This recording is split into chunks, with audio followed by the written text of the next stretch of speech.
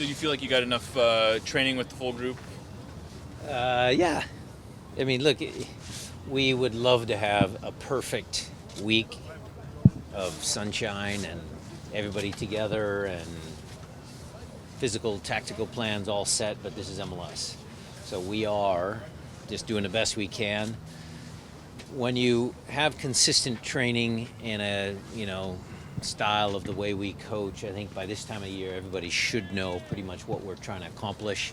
It's just the little details, you know, one last little bit of information to give them about our opponent, and that's about it. Is that potentially help you then that you don't get too wrapped up in focusing? Well, no, I think I would prefer. Look, every coach would prefer our 4-day lead into the game. Yeah, we'd all love that. But again, it's MLS. It doesn't always happen that way. When you have three center backs in Ramon, Javier, and then Kim, what factors go into the decision-making process of which two to start? We even talked about having all three on the field at the same time.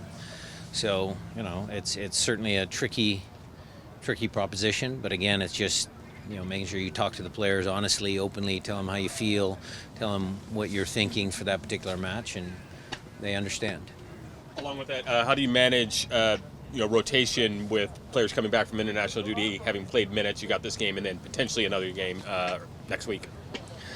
We're taking this one game at a time. Don't ask me about next week.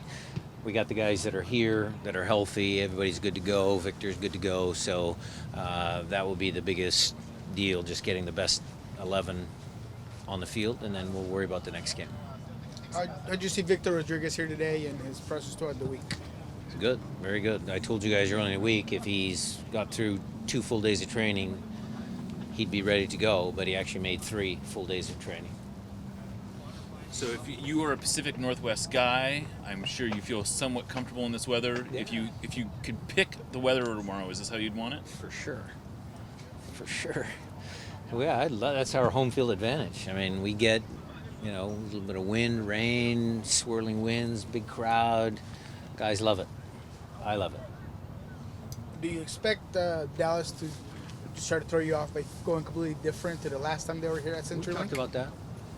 Look, Lucci's a good coach, very good coach. We have been messaging and talking about what if they high press? What if they drop even deeper? What are they thinking?